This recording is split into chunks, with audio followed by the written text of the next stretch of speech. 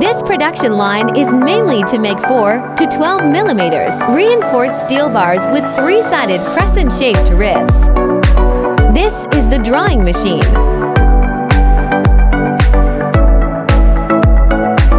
This is the electric control cabinet. And this is the wiring straightening part.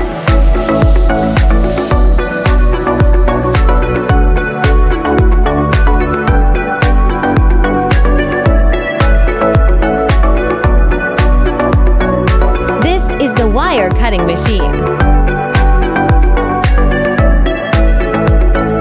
It is a servo flying cutting.